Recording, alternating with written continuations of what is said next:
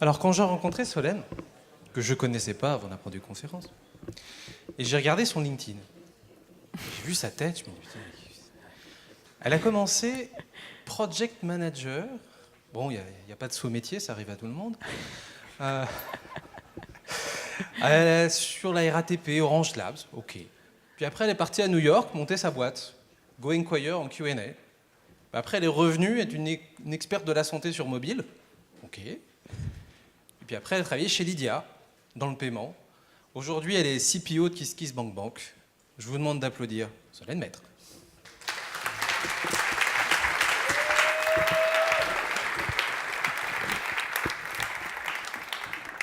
Bonjour à tous. Waouh, vous êtes impressionnants.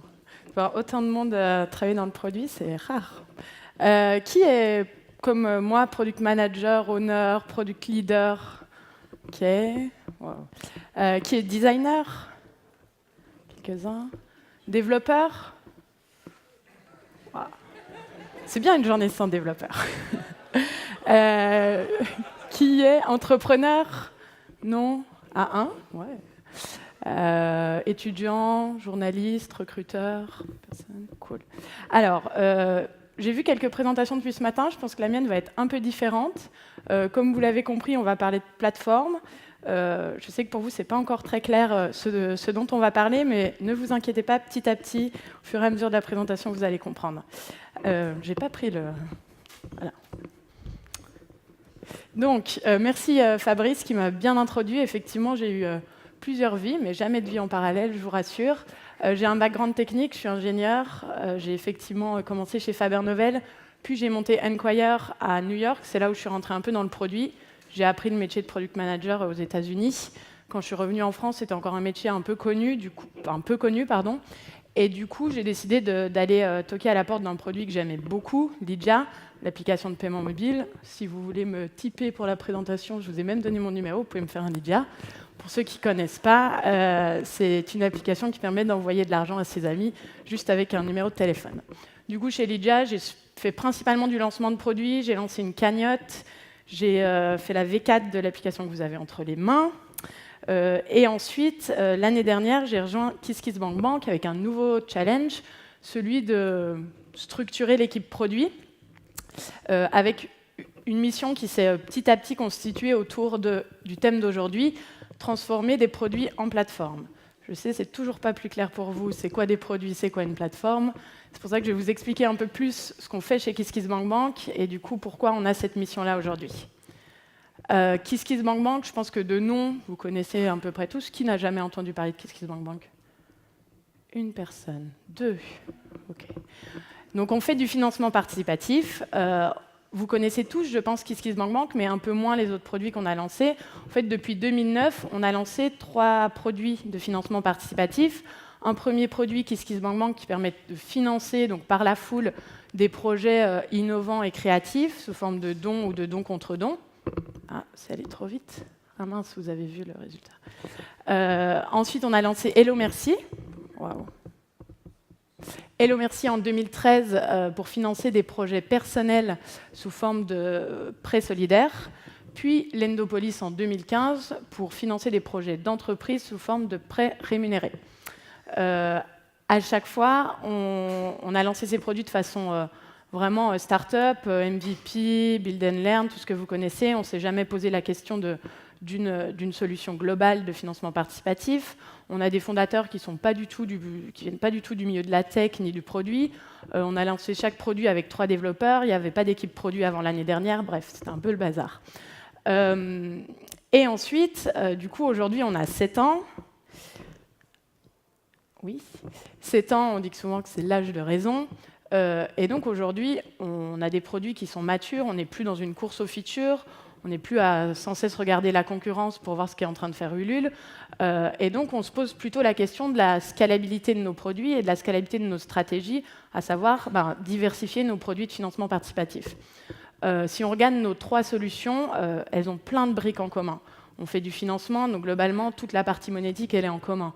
Sur l'expérience, on a plein de parties, la page projet, la contribution, le workflow de création de compte, la validation d'identité, autrement dit KYC, pour ceux qui connaissent le terme. Tout ça, c'est des fonctions qui sont globalement communes à nos 3 solutions. Or, aujourd'hui, vu qu'on les a lancées de façon indépendante, ce qui arrive souvent dans le cours d'une start-up quand on commence à diversifier son portail de produits, eh ben, on construit des blocs monolithiques et à un moment, on se retrouve avec ces 3 blocs et on se dit « mince, c'est quand même dommage, on fait la même chose sur 3 produits, pourquoi je ne le ferai pas une fois pour le délivrer ensuite sur mes 3 solutions ?» Donc on en est un peu, l'année dernière, en tout cas, on s'est posé cette question et on s'est dit « ouais, ça serait cool quand même d'arriver à cette stratégie-là » et donc de construire cette plateforme qui va nous permettre de partager des briques. Alors des briques, ça peut être des briques techno, mais ça peut être aussi des briques d'expérience, des briques de données qui vont permettre de vraiment power nos 3 solutions. Si je vous parle de ça aujourd'hui, ce n'est pas juste parce que chez KissKissBankBank, c'est notre projet, c'est aussi parce que globalement, on n'est pas tout seul à être dans cette situation-là. Il suffit de faire des recherches sur Product Hunt ou taper le nom d'un produit que vous utilisez tous les jours, vous allez voir qu'il n'est pas tout seul. Dropbox, vous allez avoir Dropbox pour entreprise, Dropbox pour développeurs, Dropbox pour particuliers.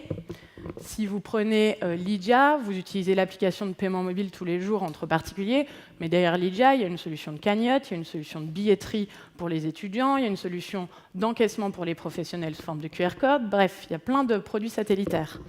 Si vous prenez SoundCloud et plus largement toutes les plateformes de streaming, c'est pareil, ils font intervenir tellement d'acteurs sur leur plateforme que globalement, ils se retrouvent à la fin à gérer plusieurs produits avec des utilisateurs finaux qui ne sont pas forcément les mêmes.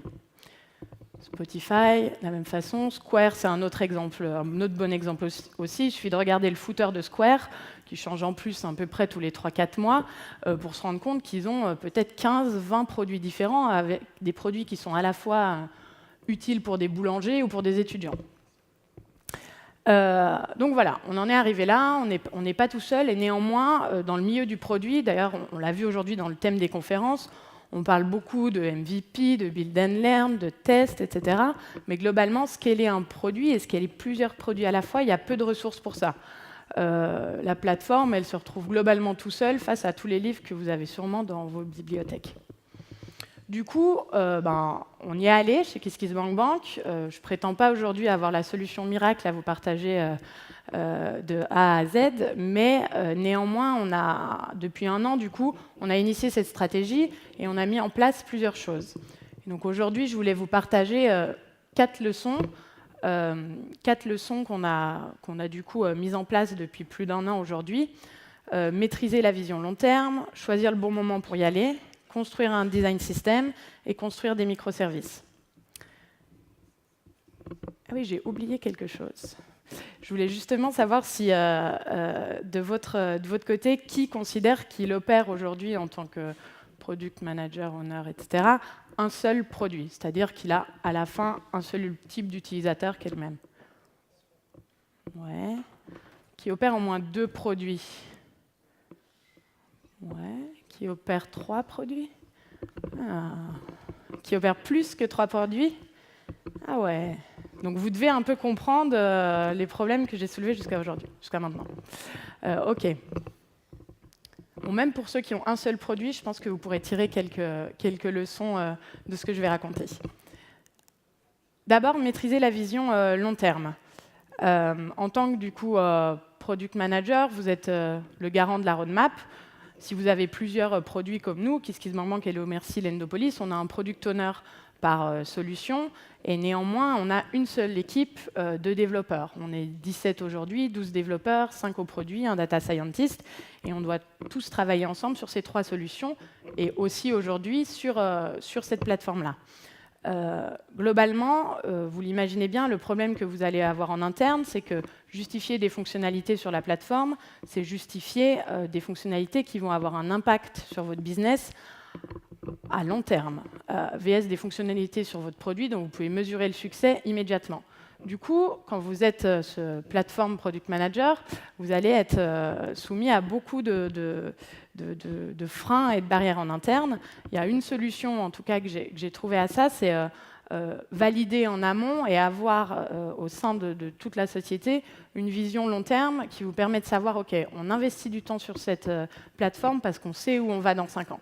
Ce qui est souvent compliqué quand on est une start-up qui lance un produit, et c'est pour ça que c'est souvent pas le moment de penser à la plateforme, mais par contre, quand vous atteignez une certaine maturité, c'est important en tant que product manager de savoir où vous allez dans 5-7 ans. Du coup, nous, par exemple, chez KissKissBankBank, notre objectif, c'est qu'en 2020, on ne soit plus les seuls à innover sur le financement participatif, mais qu'on permette à des partenaires, des médias, des marketplaces, des agrégateurs, etc., de eux aussi venir compléter l'écosystème de KissKissBankBank pour construire leur solution de financement participatif.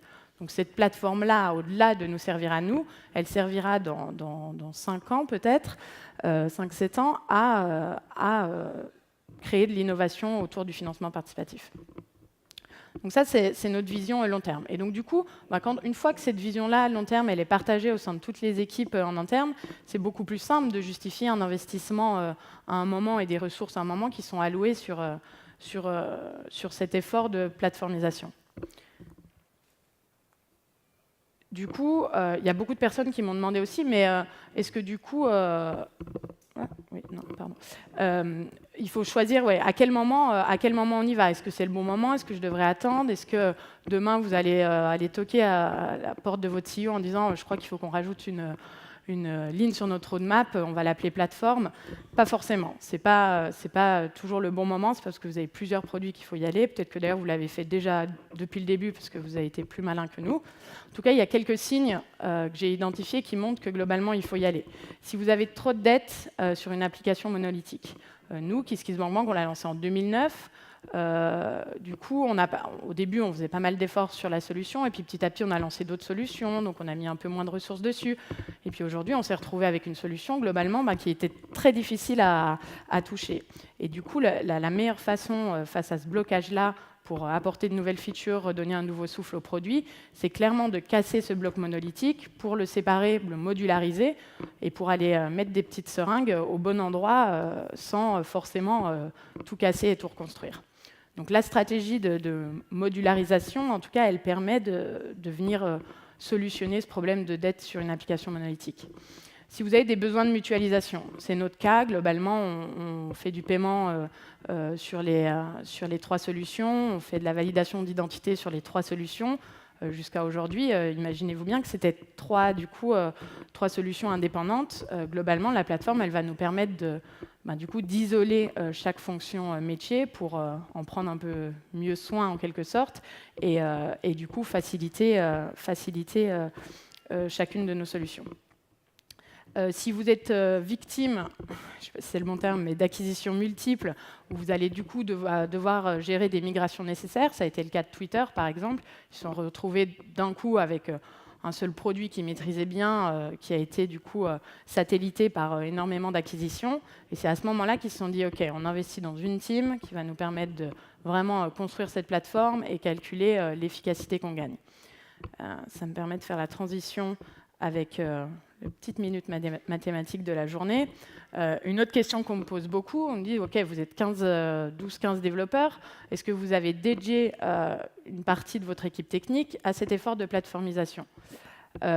Donc l'ingénieur de Twitter, quand ils ont commencé à mettre en place ces stratégies, il a modélisé mathématiquement l'efficacité qu'on gagnait dans une team de développeurs si on dédiait des développeurs à uniquement le travail de plateformisation.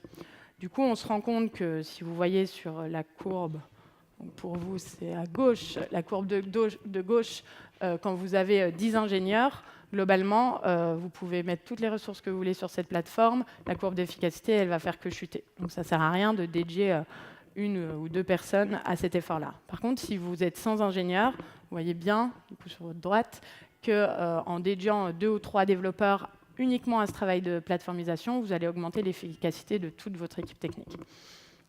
Donc, pour répondre à la question initiale, non, nous, on n'a pas forcément dédié le travail de nos développeurs à cet effort-là. Par contre, dans chaque nouvelle feature qu'on envisage, on se pose ces questions. On se dit, est-ce qu'on y va, on l'a fait en 2 semaines, c'est bon, ça sera sur la solution et on pourra la livrer, ou est-ce qu'on prend un peu plus de temps et on pense à ce que pourrait nous apporter la feature dans le futur, est-ce qu'elle pourrait apporter aux autres solutions? Et du coup, est-ce qu'on a besoin de passer un peu plus de temps pour construire quelque chose d'isolé, d'indépendant, qui viendra servir nos solutions? Et donc, ça nous permet du coup de mettre en place cette stratégie-là sans forcément avoir 100 ingénieurs. La troisième leçon, c'est celle du design system. C'est un sujet qui me tient particulièrement à cœur.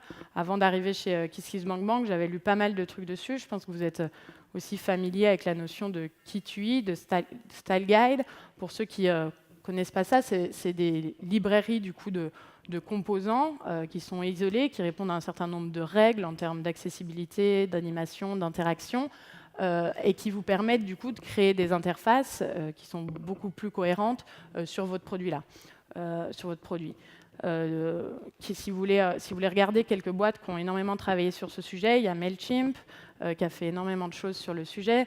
Il y a Salesforce aussi. Et puis dans les grands, bien sûr, ils ont tous leur style guide, Material Design, iOS pour Apple, etc.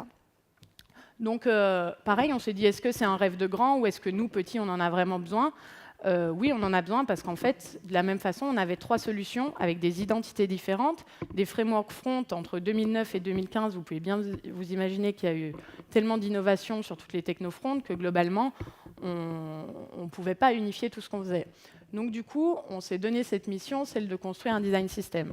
Et ça permet plus globalement de répondre à une question que tout le monde se pose sans avoir vraiment la solution, comment on scale le design aujourd'hui ? C'est facile quand on a un seul produit avec un designer, un développeur, un product, de construire des maquettes et puis de les valider à la fin. Quand on commence à avoir une équipe de designers, plusieurs produits, des freelances qui viennent travailler dessus, on peut vite se retrouver avec 3 styles de boutons différents et du coup une expérience utilisateur qui sera plus pauvre et on ne va pas s'en rendre compte tout de suite, mais 2 ans, 3 ans après, on va se rendre compte qu'on a perdu énormément en qualité. Du coup, comment on y est allé ? On s'est donné un objectif, donc on a réuni une petite team, on a fait des ateliers pour savoir un peu comment on est allé. Donc on a regroupé des développeurs front de l'équipe, des designers, des product managers, et on s'est fixé un premier objectif pour pas juste se dire c'est un petit rêve et on va construire notre kit et ça sera cool. L'objectif c'était d'avoir sur nos 3 solutions un header commun. Donc, je ne sais pas si vous voyez bien, il y a peu de contraste, mais globalement là vous avez la cartographie de notre header. Ensuite, on a fait une étape de recherche à la fois côté design et côté tech. Côté design, c'était pour se dire, OK, il n'y a pas une identité sur nos sites qui va l'emporter, il n'y a pas un style de bouton qui va l'emporter. Donc, globalement, il faut installer un kit qui est nouveau et du coup, il faut lui donner une identité. Pour redesigner, du coup, pour designer ce kit, on a pris une des pages qui est la page la plus visitée sur nos 3 plateformes, qui est la page projet, celle où le porteur de projet décrit son projet, son besoin de financement, etc. Et du coup, on a fait des tests, on a itéré sur cette page-là, à la fois sur les 3 solutions en même temps, pour poser les bases de l'identité de notre kit. Ça nous a permis de savoir si le bouton était plutôt rond ou carré, quel était l'alignement vertical, etc. Une fois qu'on a fait ça, du coup, on a construit notre header. Côté tech, il y a eu pas mal de recherches aussi. Je ne vais pas rentrer dans les détails, mais si vous êtes intéressé, on pourra en discuter. Et globalement, on est parti sur React pour construire l'intégralité de nos composants. Et donc, on a construit les composants qui allaient nous permettre de créer ce header-là. Ce header-là, du coup, on l'a installé sur nos 3 produits en novembre dernier. Pour donner un ordre d'idée, quand même, on a commencé à travailler sur ce sujet-là en juin dernier. Donc, on a mis 4-5 mois de recherche et de travail pour arriver à accoucher de ce header-là. Ça peut paraître long, mais c'est un investissement qui, en tout cas, dans le temps, nous est très bénéfique. Ce header, du coup, a été installé sur les 3 produits. Et à partir de ce moment-là, on a vraiment aussi, changé nos méthodologies de travail sur la partie interaction, design et développement front pour que tous nos redesigns d'interface et design de nouvelles features qui nécessitaient du design d'interface passent par notre kit UI. Donc petit à petit, on l'a enrichi des composants qu'on n'avait pas. Et aujourd'hui, on a un style guide qui est visible publiquement sur styleguide.kisskissbankbank.com qui permet de répertorier tous ces composants-là. Et aujourd'hui, quand on crée une interface, globalement, on a 80% des composants qui sont déjà disponibles. Donc voilà, ça nous a permis, au-delà du travail purement sur les interfaces, de aussi créer toute une méthodologie de travail de la feature à sa livraison sur toute la partie interface. Quels sont les bénéfices, du coup, en conclusion, qu'on peut tirer de ce travail-là ? D'abord, on a amélioré la qualité et la cohésion de l'interface. ça se comprend assez facilement. Quand vous travaillez sur une seule page, un seul template, vous allez répondre à des questions de ce bouton-là par rapport à ce formulaire-là, et puis celui-là, et puis non, je préfère ça, je préfère cette couleur, etc. Alors que quand vous travaillez composant par composant, et ben, du coup, vous isolez tous les problèmes et vous répondez aux vrais problèmes. Vous traitez aussi à la fois l'aspect responsif du composant, sa capacité à répondre aux interactions, ses formes d'animation, etc. Donc vous allez vraiment au bout d'un même composant et derrière, la qualité de la page globale sera fortement améliorée. Aussi une cohésion, parce que du coup, même si on fait travailler d'autres personnes, d'autres designers sur le projet, ils ont une référence, ils savent ce qu'on utilise, et du coup, sur nos 3 sites, aujourd'hui, on commence à unifier les interfaces. On a dû prendre un risque aussi, pour vraiment tout vous dire, c'est que globalement, se dire qu'à un moment sur nos sites, on vit avec des univers graphiques un peu différents. Parce qu'on n'a pas attendu de refaire toutes les pages pour installer notre kit. Au début, sincèrement, en interne, on avait peur de ça. Et en fait, on s'est rendu compte que, partant en plus sur l'identité d'un kit plutôt lisse, on n'a pas choqué l'utilisateur, on n'a jamais eu de retour négatif, bien au contraire. Deuxième bénéfice, le temps qu'on passe sur l'UX vs celui qu'on passe sur l'UI. Je ne sais pas si vous êtes victime de ça, mais souvent les design reviews, ça se transforme en « maintenant, moi, je préférerais ça, puis ça, c'est trop gros, trop petit, et puis j'aimerais que ce bouton, il soit comme ça ». Et puis à la fin, on a perdu le problème qu'on était en train de résoudre, qui était le problème de notre utilisateur. Du coup, ce kit, j'exagère un peu, on n'est pas à 90-10, mais globalement, c'est notre objectif et on tend vers ça, de plus avoir à se poser toutes ces questions d'UI, parce qu'en fait, on se les est posées à fond une seule fois. Et le troisième point, c'est la vélocité et l'agilité des développements. Comme je vous l'ai dit, ça nous a pris du temps, c'était un investissement, ça faisait partie de cette stratégie de plateformisation. Mais aujourd'hui, quand le marketing vient nous voir et nous dit on a besoin de lancer 3 landing pages sur Hello Merci pour tester des usages différents du petit prêt entre amis, globalement, en une journée, on peut sortir des landing pages parce qu'on a déjà tous les composants et il suffit de les installer sur une page. Donc oui, on gagne aussi dès aujourd'hui en temps de dev sur toute cette partie-là. La quatrième leçon, qui est un peu plus technique, mais qui, je pense, nous concerne quand même tous quand on veut aller vers cette stratégie de plateformisation, c'est celle des microservices. La première fois que Bob, notre CTO, nous en a parlé, je me suis dit, oulala, encore un bon petit délire technique, dans quoi on va partir. Pour ceux qui ne connaissent pas, un microservice, c'est un processus indépendant qui permet de réaliser une tâche.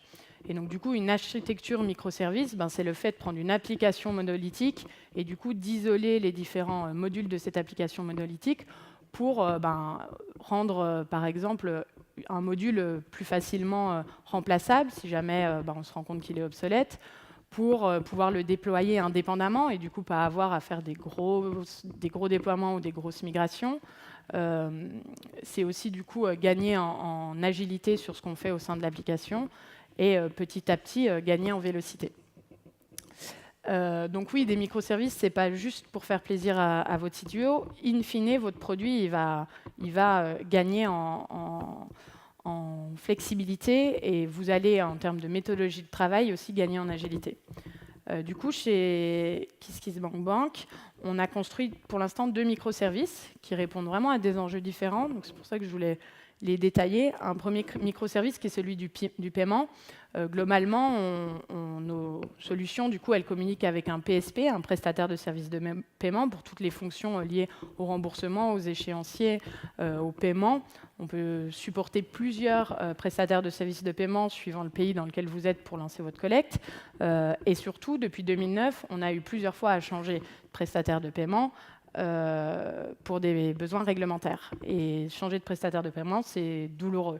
Vous transférez de l'argent, vous devez passer du temps sur des choses qui seront globalement pas du tout visibles pour vos utilisateurs. Donc du coup, l'année dernière, on a eu à nouveau à changer de prestataire de service de paiement. On s'est dit, oulala, il va falloir refaire les connexions sur chacune des solutions. Non, on va d'abord créer un microservice qui permet du coup de mutualiser toutes ces fonctions monétiques. Et du coup, notre solution, elle est complètement agnostique de notre prestataire de service de paiement. Elle communique à ce microservice.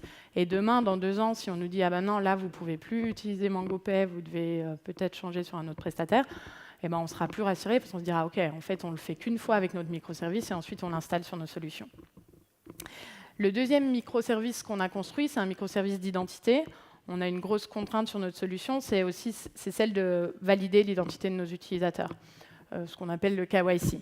On a aussi des acteurs qui sont très différents. On a des personnes physiques, des entreprises, des entrepreneurs, des collectivités, des associations, et donc on doit valider des identités très différentes. On a une complexité à gérer sur les identités. Pour vous donner un exemple, par exemple, quelqu'un qui nous... Pour les calculs de fiscalité, quelqu'un qui nous dit j'ai changé de résidence fiscale, mais du coup, il faut l'appliquer 3 mois avant parce que je ne vous ai pas envoyé le papier au bon moment. C'est pas mal de petits problèmes comme ça qui sont compliqués à gérer si cette fonction-là, elle est au cœur de notre solution. Du coup, là, le but du microservice, c'est vraiment d'extraire cette complexité. Et du coup, si la complexité elle est extraite de la solution, elle est déjà plus facile à maîtriser. Donc voilà les deux microservices qu'on a construits aujourd'hui. De la même façon que pour le KitUI, ça nous a demandé un peu de recherche pour savoir comment on le faisait. Il y a un peu de littérature dessus, mais globalement, ceux qui ont le mieux fait ça, je pense que c'est Spotify. Et quand on a commencé à regarder ce qu'ils faisaient, nous, notre principale contrainte, c'est de se dire, nous, on n'est pas en train de... si l'utilisateur ne voit pas son stream pendant 30 secondes, c'est pas très grave. Si nous, on loupe un paiement ou on envoie l'argent sur un mauvais wallet, globalement, on ne prend pas le même risque. C'est pour ça qu'on a passé pas mal de temps aussi à être sûr de construire un microservice qui soit assez safe.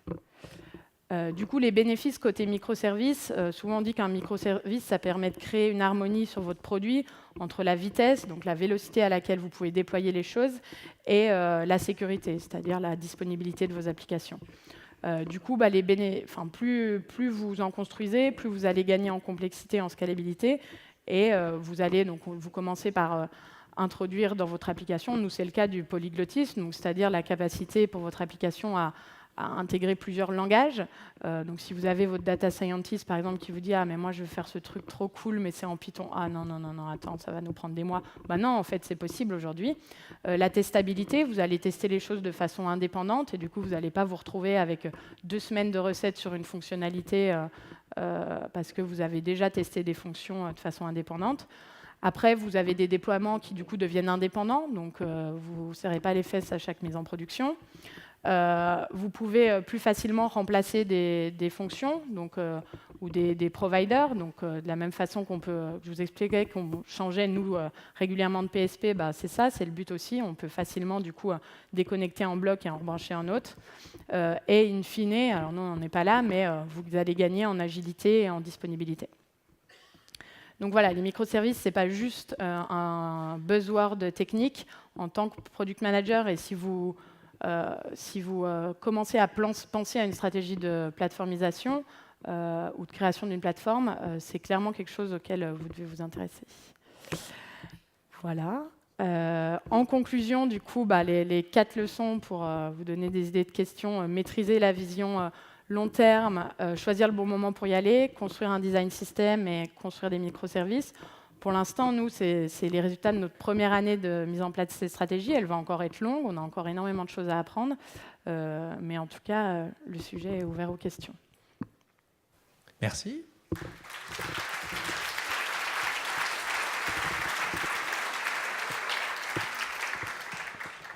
Alors, je ne sais pas s'ils sont tous mis, mais j'ai un nombre de questions hallucinant. Merci, bravo, vraiment. Alors, on va mettre sur plus de réaction. Ok, ça ne va pas marcher comme ça. Est-ce que c'est moins de secondes? Bon, du coup, vous avez compris pourquoi on parlait de plateforme. Ouais. Qui n'a pas compris pourquoi on parlait de plateforme? Ok, c'est bien, pas mal. C'est bon. Bon feedback. Alors, quand tu mets en place des KitUI, ouais. Est-ce que le risque, c'est pas qu'ils soient presque périmés dès que tu les mets en prod? Non, parce que ça se fait progressivement. Et globalement, aujourd'hui, en fait, le principe du KitUI, c'est avant tout une méthodologie de travail et de production. Donc si demain, on décide que le bouton, on le trouve vraiment hyper vieillot et on veut le changer, en fait, 80% du travail, il a déjà été fait. Donc le jour où on veut changer d'identité, en fait, on mettra juste à jour notre bouton et ça le mettra à jour sur toutes nos plateformes. Donc je dirais même, en fait, c'est une solution même à rester innovant sur les interfaces qu'on construit. D'accord. Et il y a un designer référent pour le kit UI aujourd'hui? Oui, il y a un designer, ils sont même deux globalement, comme ça permet de se challenger. Et après, on essaye de trouver un consensus quand il y a des débats sur certains sujets. Mais globalement, oui, il y a un designer référent. Comment tu justifies auprès d'une direction un investissement de refondre ton microservice quand il est obsédé par les features? Alors, nous, la chance, c'est pas vraiment une chance, mais en tout cas, la façon dont ça s'est fait, c'est que, par exemple, sur KissKissBankBank, l'application était tellement obsolète que faire une feature, c'était déjà difficile à pricer et on savait qu'on allait mettre les mains dans beaucoup de nœuds. Donc, en fait, notre travail au produit et à la tech, ça a été justement de justifier auprès des fondateurs que investir 6 mois, 1 an, alors ça ne veut pas dire qu'on n'a rien sorti pendant 6 mois, un an loin de là, mais investir du temps en plus des features pour construire cette plateforme, c'était un gain pour notre stratégie à long terme. Mais effectivement, si vous êtes encore dans une course aux features et que vous n'avez pas atteint une certaine maturité sur vos produits, ça sera injustifiable, je pense. Il faut déjà avoir du coup un certain niveau de maturité et avoir trouvé son marché. D'accord. Quelle est justement la taille de la design team qu'a bâti le Design System? Alors, ils étaient 3 développeurs front, une intégratrice, 3 développeurs front, une intégratrice, et ensuite 2 au design et moi au produit qui chapeautait un peu le tout. D'accord. Imagine que tu veuilles lancer un nouveau produit aujourd'hui. Déjà, est-ce qu'il y a une place à l'innovation avec ces 3 produits? Quelle est la place pour un 4e? Et est-ce qu'il faut directement l'intégrer dans la plateforme ou l'intégrer plus tard et lui laisser sa vie propre? Je pense que si demain, alors pour répondre aux 2 questions, oui, sur notre domaine, il y a encore énormément de place. Des produits de financement en peer-to-peer, on a plein d'idées, des cautions en peer-to-peer, des revenus récurrents en peer-to-peer. Il y a énormément de produits encore à construire et on croit en tout cas en ces modes de financement-là. Donc oui, il y a de la place. Et demain, si on doit lancer un nouveau produit, en tout cas, on le construira avec cet objectif de plateforme et on prendra les briques existantes. Et si on a une nouvelle brique à construire parce que le nouveau produit apporte un nouveau métier, on réfléchira à la façon dont il s'intègre dans la plateforme. D'accord. Quelles équipes, PO, Dev, etc., sont responsables des microservices versus responsables des produits? Oui, c'est une très bonne question. Aujourd'hui, notre organisation, on a des teams features qui sont responsables du coup avec un product owner des nouvelles fonctionnalités sur les plateformes, et on a une team core, une team UX qui du coup sont des teams spécialisés, team core du coup sur la production des microservices et team UX plutôt sur la mise à jour du kit. Ça ne veut pas dire que dans ces teams core et UX, personne ne travaille sur des features, parce que comme je vous l'ai dit, on n'a pas de team dédié, mais en tout cas le travail qu'ils font sert directement des features qui sont en train d'être développées.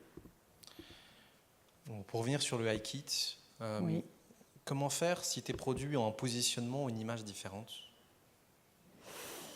Oui, c'est une bonne question. Nous, c'était le cas, globalement. Enfin, c'était le cas. En tout cas, on a une marque KissKissBankBank qui l'emportait beaucoup plus que les autres. Mais néanmoins, vu qu'elle était plus vieille, son identité graphique, en tout cas sur le site, avait trop vieilli. Donc c'est pour ça qu'on a décidé de reconstruire une identité, globalement, qui nous correspondait et qui incarnait les valeurs de KissKissBankBank. Du coup, on ne s'est pas posé la question de est-ce qu'il y a une identité, une marque qui va l'emporter sur les autres. Mais c'est un bon sujet et je pense que ça dépend énormément du contexte. Peut-être qu'à un moment, il y a effectivement, si vous avez des identités différentes et des valeurs différentes.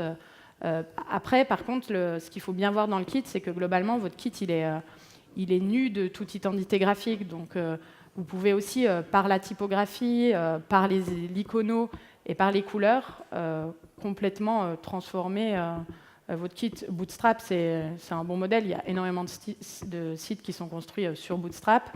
Et en fait, globalement, ils servent des valeurs et des identités différentes. Comment tu priorises les microservices à construire? Opportunisme, méthode particulière? Comment on priorise? Je pense que c'est surtout une question de bien identifier pourquoi on le crée. Je vous l'ai expliqué, sur le paiement, nous, c'était un besoin de mutualisation, et sur l'identité, c'était un besoin d'expertise sur un domaine. Donc je pense qu'à nouveau, la priorité, elle se fait par rapport aux features.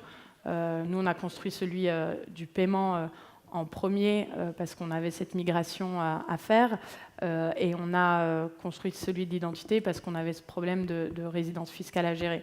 Donc ça part toujours d'un problème à résoudre et ensuite la solution, on aurait pu se dire on ne construit pas de microservices et on allait sûrement aller plus vite, mais ce n'était pas une vision long terme. Combien de temps vous avez pris pour passer du monolithique au microservice et combien de temps pensez-vous à passer à transitionner vers votre objectif final? Alors on n'est pas encore totalement sur une application de microservices, on y va petit à petit, on a encore 3 applications différentes, mais par contre petit à petit du coup on extrait les métiers vers des microservices et tout à mon avis ne sera pas en microservices, ce qui n'est pas mutualisé, ce qui ne nécessite pas de déploiement indépendant, etc. ne sera pas microservicé. Donc en fait il n'y a pas vraiment de point final à cette stratégie, on va la poursuivre.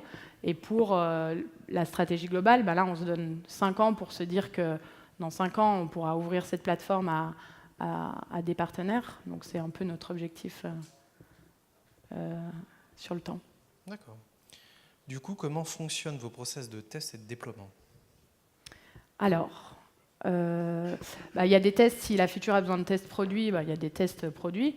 Et ensuite, pour la partie technique, sur les microservices, il y a des tests unitaires et qui, quand ils sont ouverts, sont déployés automatiquement. D'accord. C'est quoi la volonté derrière le fait de rendre le guide style public? La volonté, c'était principalement aussi pour communiquer en France sur ce sujet, parce que j'avais parlé avec pas mal de product owners, de designers qui voulaient y aller, qui ne savaient pas trop comment le faire. Les principaux exemples qu'on a, c'est vrai que c'est des exemples un peu de mastodons américains, et on se dit toujours, nous, en fait, on n'a pas le temps de le faire, on ne va pas le faire et tout, alors qu'en fait, je voulais justement, en le rendant public, montrer que c'était possible, et que oui, notre style guide, c'est pas celui de Mailchimp, vous n'avez pas encore de règles sur la typographie, vous ne pouvez pas encore copier le code et le mettre dessus, mais c'est une vision visible de ce qu'on a fait. Et derrière, il y a une vision technique d'un module qui est open sourcé et que vous pouvez d'ailleurs utiliser pour construire votre propre style guide. D'accord. Comment tu as obtenu l'adhésion des 3 équipes produits? Alors en fait, on n'est pas... Chez KissKissBankBank, on fonctionne par pôle, donc il n'y a pas d'équipe Lendo, équipe Hello Merci et KissKissBankBank. Donc c'était plus vulgariser le sujet du kit, par exemple, au sein de toutes les équipes pour qu'elles en comprennent les objectifs et les bénéfices. Ça s'est fait en plusieurs temps. On a des présentations générales où on a pu présenter, parler des choses. Mais c'était aussi parce qu'on répondait de façon concrète à un vrai problème que les différentes équipes ont adhéré à la solution. D'accord.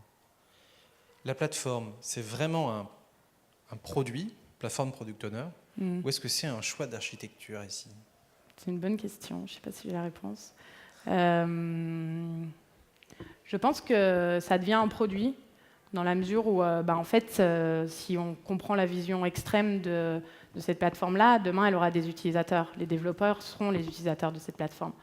Donc peut-être qu'aujourd'hui, ce n'est pas encore un produit, c'est plus une solution technologique, mais demain, ça sera un produit. C'est pour ça que c'est, à mon avis, aussi important en tant qu'équipe produit de s'y intéresser, de comprendre les fonctionnements pour ne pas se retrouver derrière face à un mur technologique dont on n'a pas eu la maîtrise. Quelqu'un a posé la question de priorisation des microservices. Ça passe aussi par notre rôle de dire oui, je pense que j'ai compris à quoi il allait servir, je comprends la vision long terme, donc je comprends qu'il est prioritaire par rapport à d'autres choses. Donc oui, ça peut devenir un produit, ça ne l'est peut-être pas encore, mais en tout cas, il faut garder en tête que ça peut le devenir. D'accord. Une fois le style guide créé, quel est le rôle d'un DA au sein du produit si l'UX, c'est aussi faire de l'UI? Si l'UX, c'est aussi... C'est également faire de l'UI. Oui, c'est un peu ce que j'expliquais, c'est-à-dire que on aura toujours des questions d'UI parce qu'on aura toujours des questions que le kit ne pourra pas résoudre, des transitions, des nouveaux problèmes auxquels on va être confronté. Pour vous donner un exemple, notre kit, il n'est pas encore utilisable vraiment sur mobile, donc ça va être, sur mobile natif, donc ça va être un de nos prochains challenges. Donc il y aura toujours besoin de l'UI de toute façon pour résoudre quelques problèmes. Par contre, il y y aura moins besoin de recherche sur l'UI au sens identité et direction artistique. Mais encore que, parce que comme ce dont on discutait, si dans 3 ans on trouve qu'il est vraiment, qu'il a une tête un peu vieillotte, comme quand on regarde un iPhone 4 aujourd'hui, il faudra le changer, et du coup là il y aura de l'innovation à faire côté UI. Est-ce que vous avez une roadmap par microservice, et comment vous l'organisez par rapport à une roadmap par produit? La façon, par exemple, dont on a construit le microservice de paiement, c'est que on a détaillé, du coup, on a décidé de d'abord le construire avant de l'installer sur nos plateformes pour migrer vers un nouveau prestataire de services de paiement. Et du coup, on a détaillé les fonctions que devait remplir ce microservice. Et du coup, on a pricé ces différentes fonctions. Et ça s'est rentré dans notre roadmap. Et on a eu 1 mois de construction, un peu plus qu'1 mois, de construction du, du microservice de paiement. Voilà, il reste 2 questions qui ne sont pas complètement pour toi. Pourquoi la chaussure? C'est une plateforme shoe. Donc plateforme, je suppose que c'était ça. C'était ça.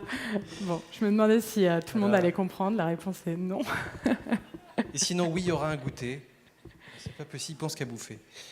Merci Normal. beaucoup. Merci à vous.